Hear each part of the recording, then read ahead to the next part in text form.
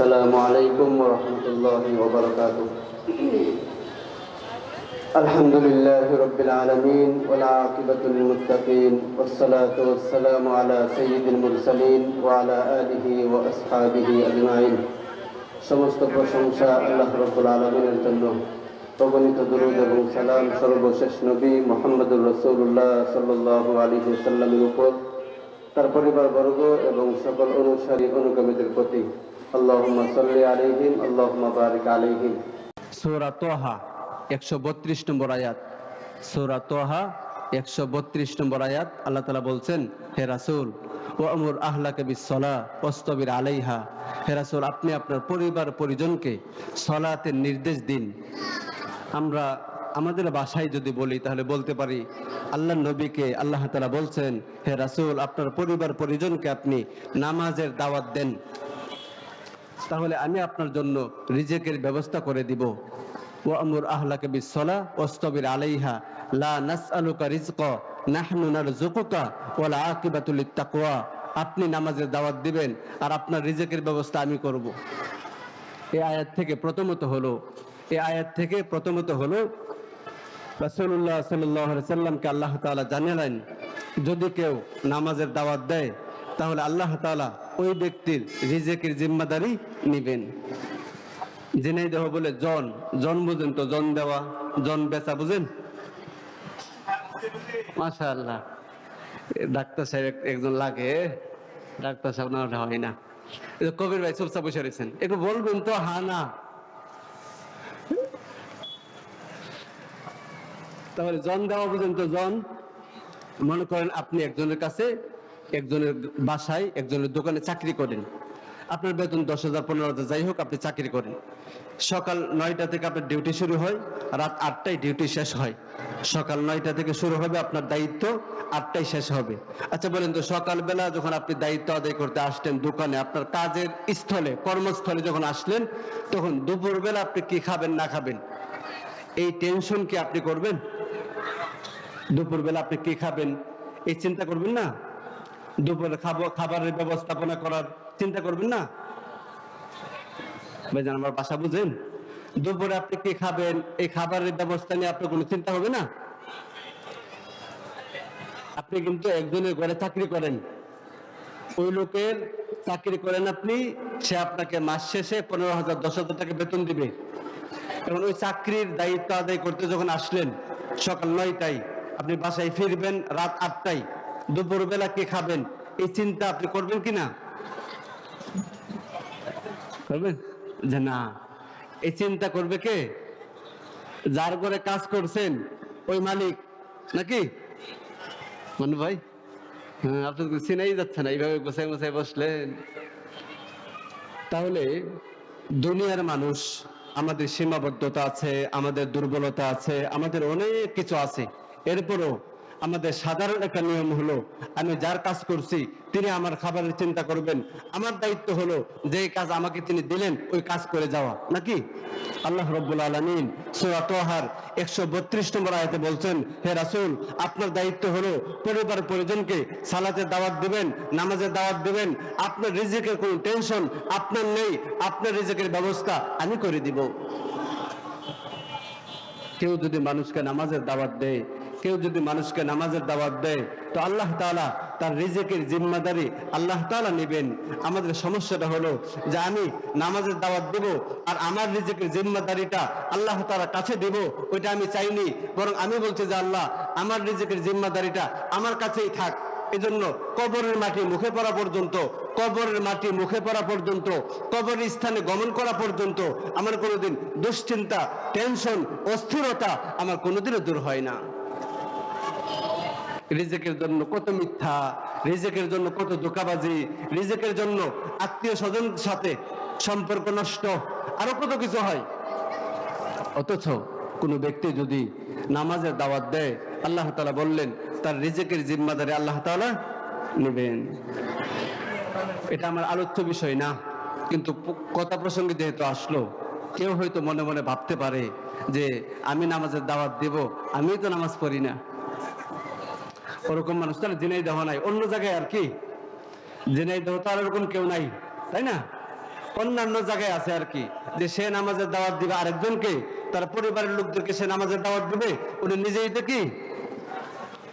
এটা আমার আলোচ্য বিষয় না, সংক্ষেপে ছোট ছোট করে আমরা কয়েকটা কথা বলি। এক নম্বর হলো যে নামাজের গুরুত্বটা ইসলামে, নামাজের গুরুত্ব ইসলামে কত বেশি। লম্বা কথাকে শর্টকাট করার জন্য সহজ পদ্ধতি হলো উদাহরণ দেওয়া। তাহলে আমরা লম্বা একটা বিষয়কে সহজে বোঝানোর জন্য একটা উদাহরণ দিই। মনে করেন যে আপনার কাছে একটা আইফোন আছে, কি আইফোন, একটা দামি ফোন আছে আর কি, মোবাইলের দাম মনে করেন মোটামুটি লাখ 1.5 লাখ টাকা। এখন ওই মোবাইলটা আপনি পাঠাবেন ঢাকায়, ডাক্তার সাহেব আমি আছি ঢাকায়, আপনি ঝিনাইদহ, মোবাইলটা আপনি আমার কাছে পাঠাবেন, তাহলে কি গাড়িওয়ালার কাছে দিয়ে দিবেন যে অমুকের কাছে পৌঁছাই দিও? হ্যাঁ, কেন? আচ্ছা বলেন তো কেন?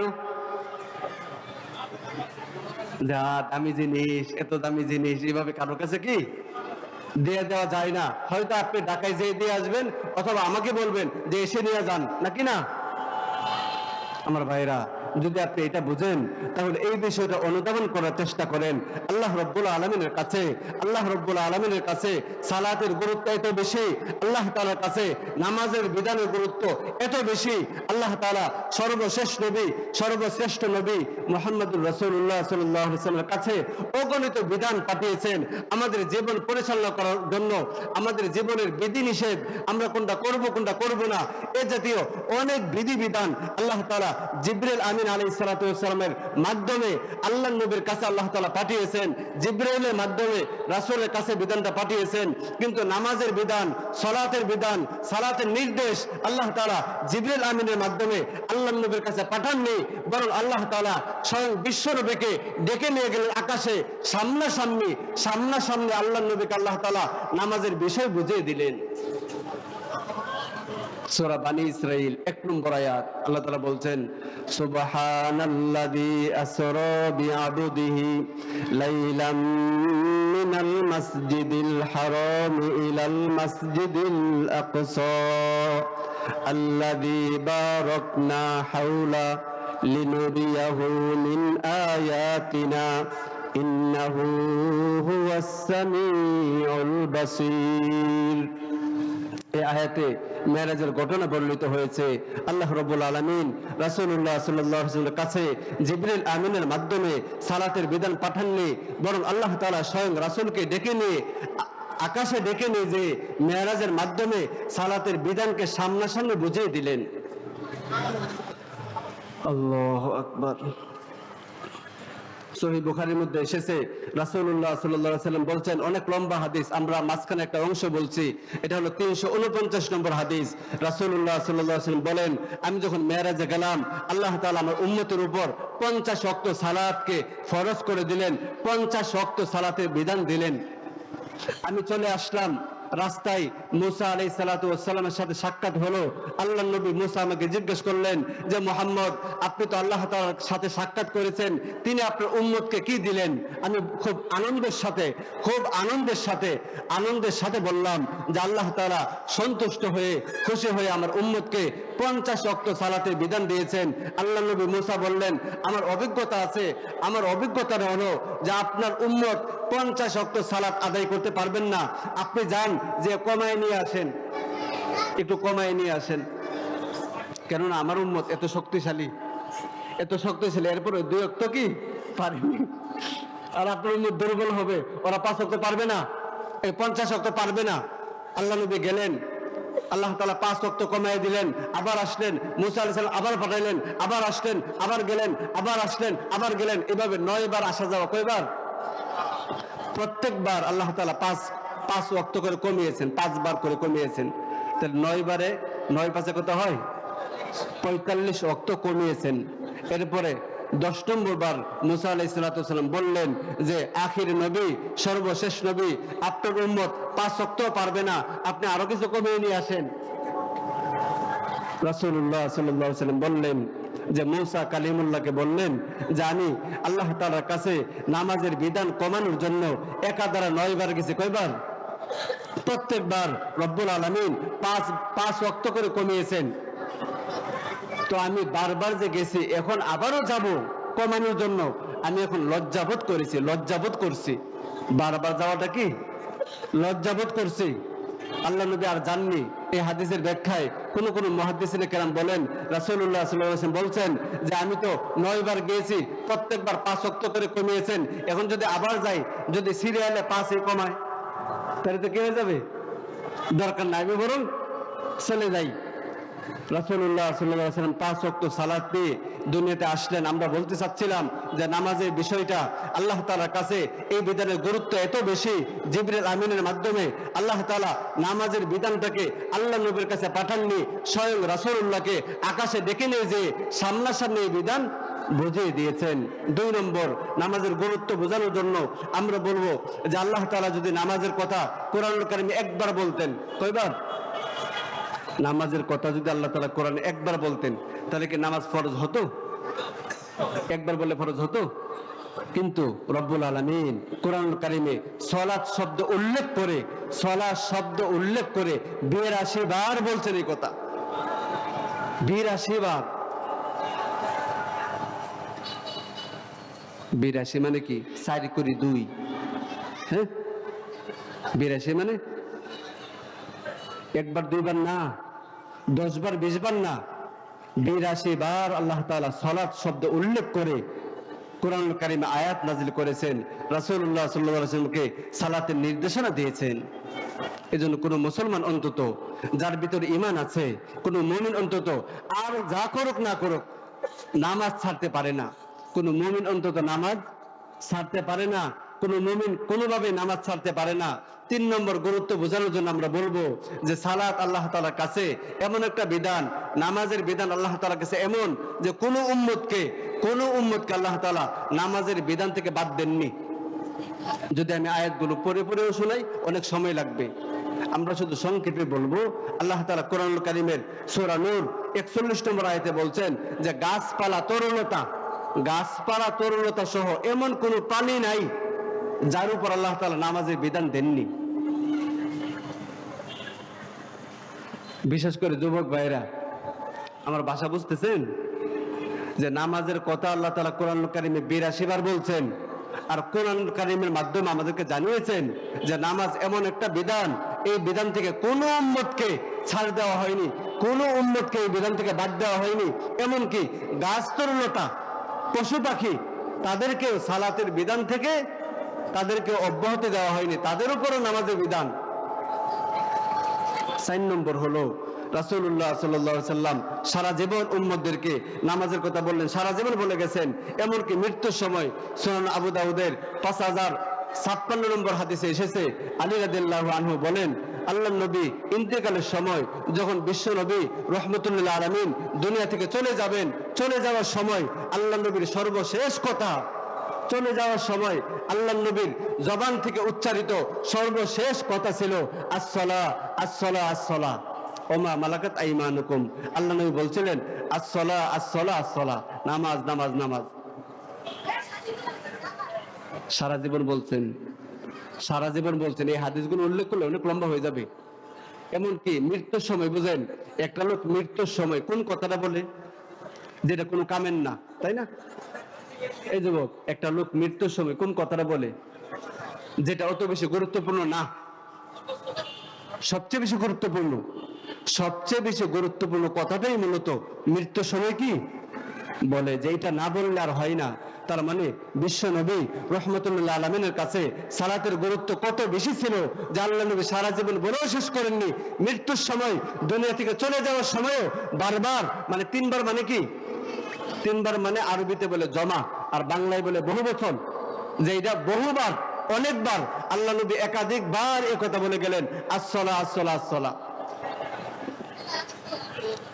এজন্য কোন ব্যক্তির ভিতরে যদি, কোন মানুষের ভিতরে যদি, কোন নারীর ভিতরে, কোন পুরুষের ভিতরে যদি ঈমান থাকে তাহলে সে কখনো অন্তত সালাত ছাড়তে পারে না।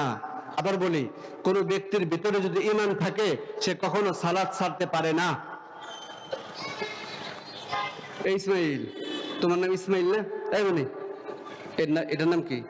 ইসমাইল তোমার নাম? হ্যাঁ, তুমি সবগুলো কাপড় খুলতে পারবা? তোমার পাজামা টাজামা যা আছে সব খুলতে পারবা? এদের না করে মানে ভাই আইসনটা বুঝেন যে কত ছোট বাচ্চা দেখেন, ও বলছে না না পারবো না। দেখেন কেন পারবে না, এই জন্য বুঝেন ছোট একটা বাচ্চা, আমি বললাম যে সবগুলো কাপড় খুলে ফেলো, না কেন, জানেন আমি গরসা করলাম কি যে সব কাপড় খুলে ফেলবো? কোন সুস্থ মস্তিষ্কের কোন মানুষ জনসম্মুখে সবগুলো কাপড় খুলতে পারে না। আরে বুঝেন না, বুঝেন? কোন সুস্থ মস্তিষ্কের কোন ব্যক্তি জনসম্মুখে সবগুলো কাপড় খুলতে পারে না।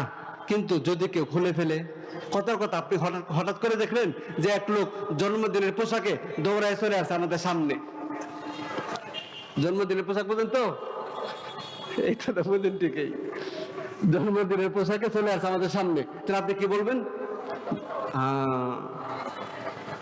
আমার ভাই আমি আপনাকে শিখিয়ে দিইনি যে আপনি বলেন পাগল।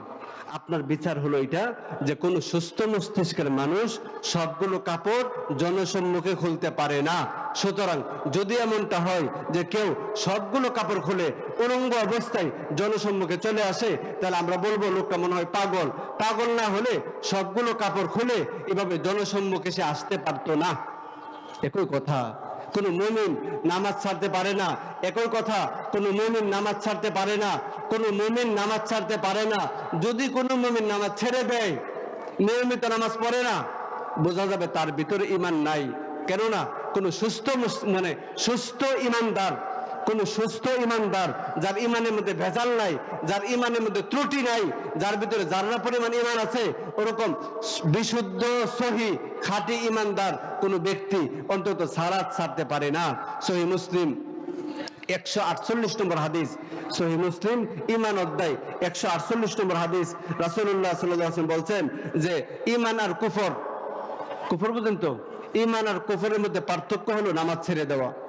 ঈমান আর কুফর এর মধ্যে পার্থক্য হলো নামাজ ছেড়ে দেওয়া।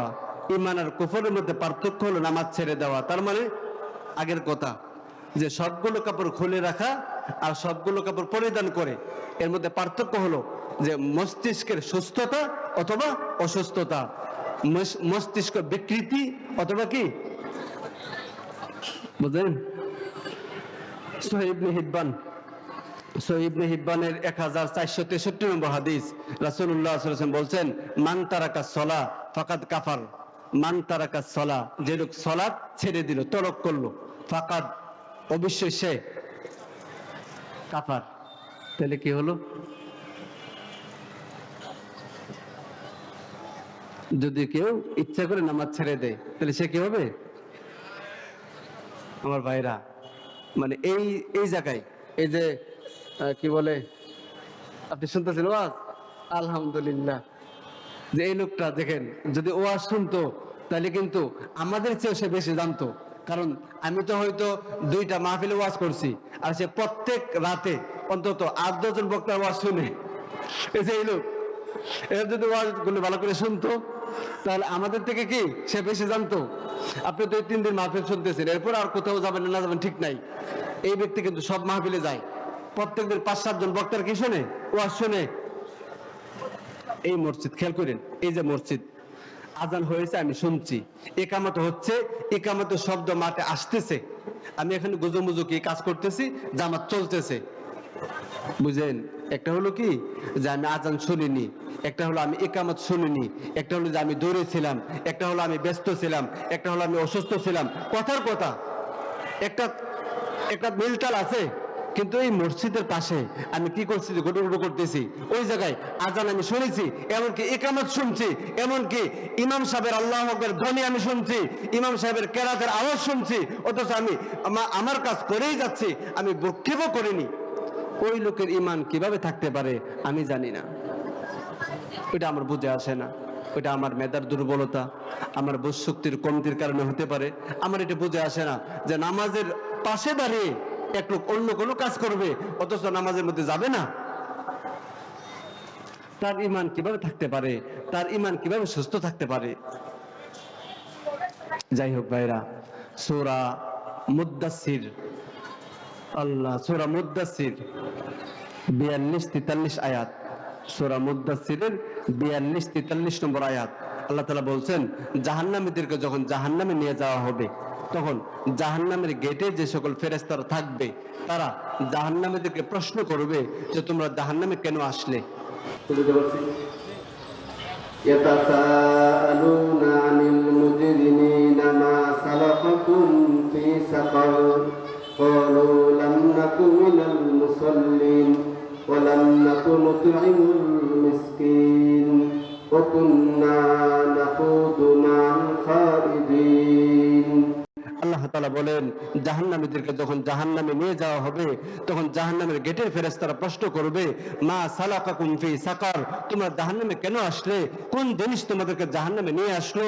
ক্বালু, তারা বলবে লাম নাকু মিনাল মুসাল্লিন, আমরা মুসল্লি ছিলাম না। আমরা মুসল্লি জাহান্নামে কেন আসলাম, যে আমরা মুসল্লি ছিলাম না। সূরা নিসার 142 নম্বর আয়াতে আল্লাহ তাআলা বলছেন চারটা জিনিস যার মধ্যে থাকবে সে হলো মুনাফিক। চারটা জিনিস যার মধ্যে থাকবে সে হলো মুনাফিক। ওই চারটার একটা হলো যে ব্যক্তি নামাজে অলসতা করবে, নামাজে ইন্নাল মুনাফিকিন ইখাদিউনা আল্লাহ ওয়া হুয়া খাদিউহুম ওয়া ইযা ক্বামু ইলাস সালাহ ক্বামু কুসালা। মুনাফিক হলো যারা নামাজে অলসতা করে। নামাজে অলসতা করে, নামাজে অলসতা করলে কি হয়, মুনাফিক হয়। মুনাফিক তো ইমানদার, তাই না? মুনাফিক তো ইমানদার, আরে ইমান কম আর কি, কিন্তু মুনাফিক ইমানদার তো নাকি? আল্লাহ কি কয়, মুনাফিক মানে ইমানদার তবে তার ইমান কম, এই তো বুঝেন। ফতোয়া কিন্তু সবসময় হুজুরের কাছ থেকে নিতে হয় না। কিছু কিছু ফতোয়া আমরাও জানি যে মুনাফিকের ইমান নাই। সূরা নিসার 142 নম্বর আয়াতে আপনি চেক করেন, যে আপনার কাছে মোবাইল আছে, এর মধ্যে কোরআনের অ্যাপস আছে, চেক করেন। মসজিদে হয়তো মানে কোরআন তরজমার কোনো অনুবাদ কোন গ্রন্থ আছে, খুলে চেক করেন। অথবা আপনার আশ্বস্ত, আপনার বিশ্বস্ত, আপনি আস্থা রাখেন এমন কোন আলেমের কাছে জিজ্ঞেস করেন যে অমুক বলছিল সূরা নিসার 142 নম্বর আয়াতে নাকি এটা আছে। যদি কথাটা সত্য হয়, যদি কথাটা সত্য হয়, তাহলে আমাদের এই এলাকায় মাশাআল্লাহ কোনো মুনাফিক নাই, তাই না? আল্লাহ, আমাদের এলাকায় কোনো মুনাফিক। বিষয়গুলো বললে তো লম্বা হয়ে যাবে, কিন্তু না বললে তো হয় না। আদালাইন বলি, ওই যে আমাদের ধরেন মানে সামাজিক যে দুরবস্থা, আমাদের পারিবারিক যে মারাত্মক সাংঘাতিক খারাপ অবস্থা, আর রাষ্ট্রীয় অবস্থা তো বলতেই হবে না। এর মধ্যে যে আমাদের কোনো তেজ নাই, আমাদের কোনো আর কি বলে পাওয়ার নাই, যে কাঁচা জাল কিন্তু জাল নাই, এরকম হয় না? কাঁচা জালে জাল নাই, বুঝলে?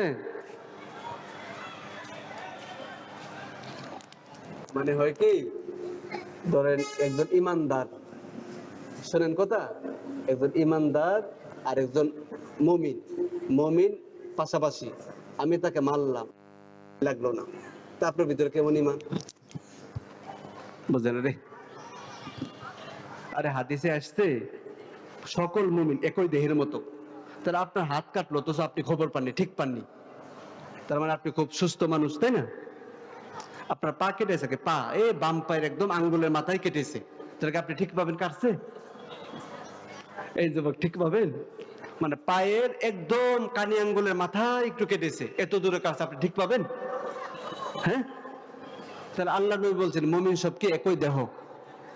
তাহলে আমার সামনে একজন মুমিনকে একজন মারছে, আমার ভিতর নাড়াচাড়াই দেয়নি, তাহলে আমি কত বড় ইমানদার?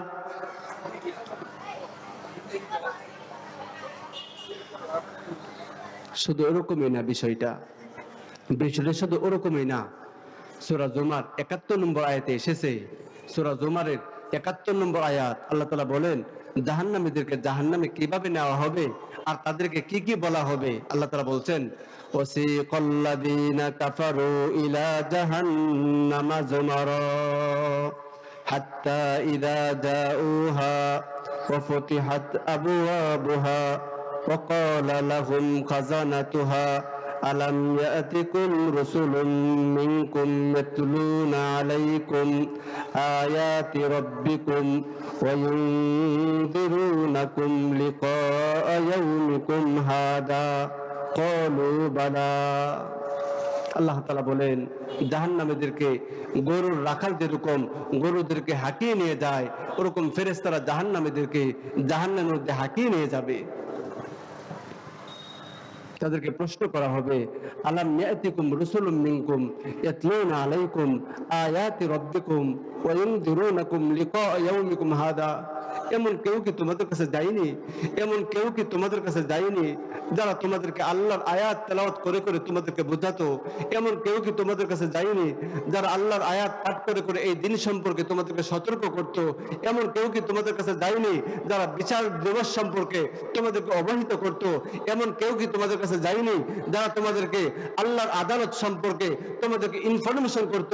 এমন কেউ কি তোমাদের কাছে যায়নি?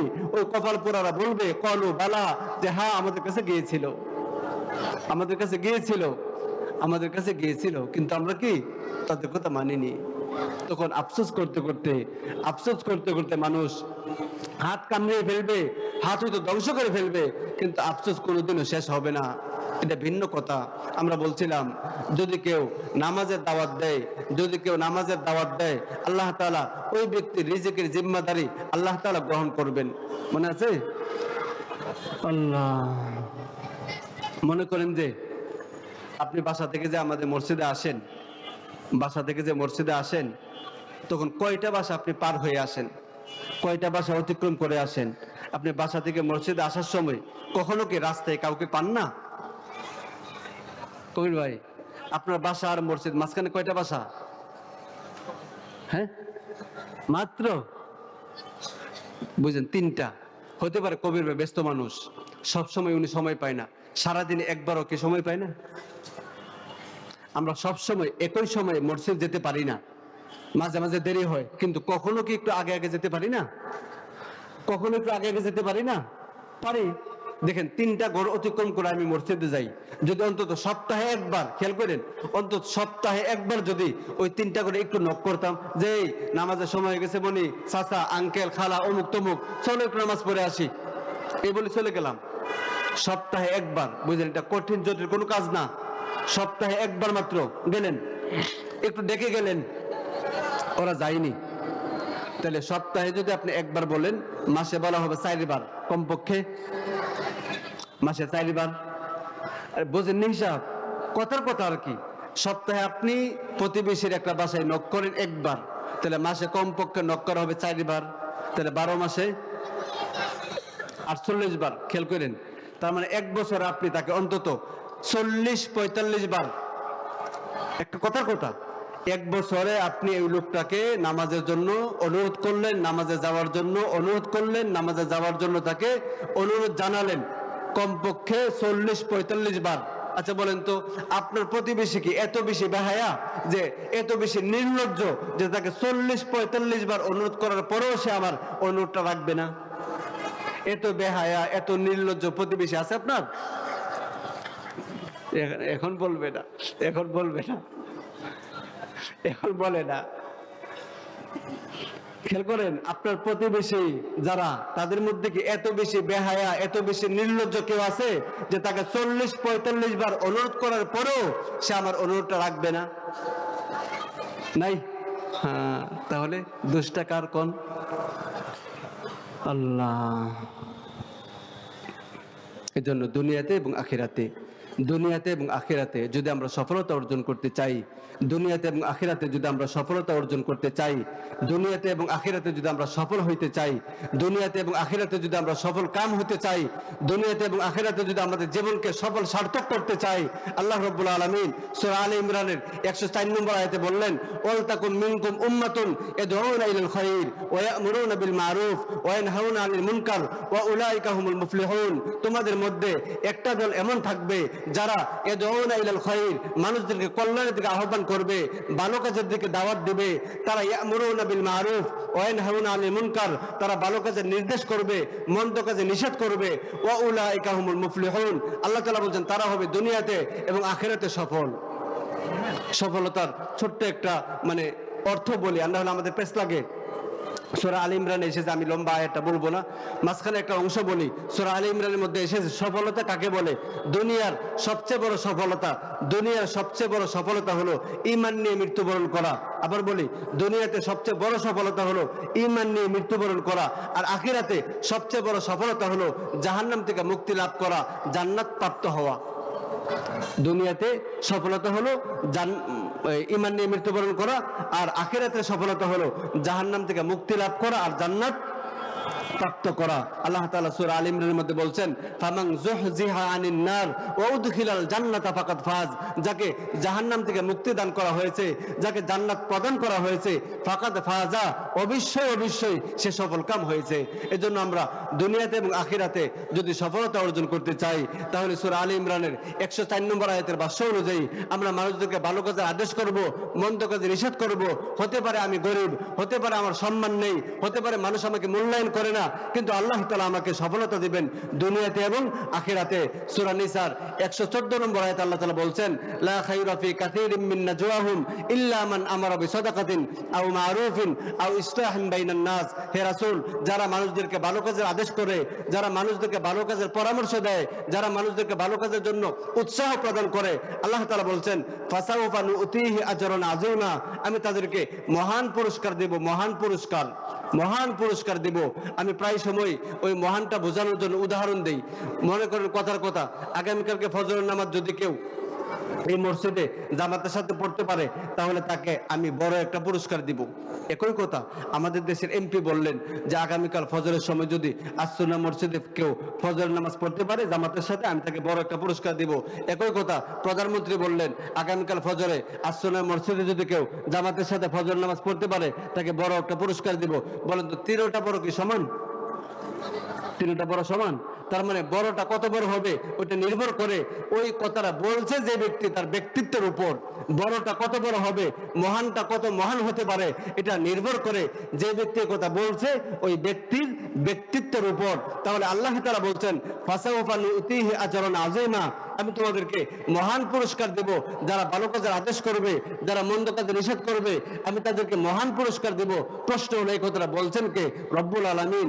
আমরা যদি সংক্ষেপে বলি, সূরা আলে ইমরানের 24 নম্বর আয়াত আল্লাহ তাআলা রাসূলকে শিখিয়ে দিচ্ছেন, কুল, হে নবী আপনি বলুন, আল্লাহুম্মা মালিকাল মুলক তুতিল মুলকা মান তাশা ওয়া তানজিউল মুলকা মিম্মান তাশা ওয়া তুইজ্জু মান তাশা ওয়া তুদিল্লু মান তাশা বিয়াদিকাল খায়র ইন্নাকা আলা কুল্লি শাইইন কাদির। হে রাসূল আপনি বলুন, হে আল্লাহ আপনি সবকিছুর মালিক, সবকিছুর মালিকানা আপনার হাতে।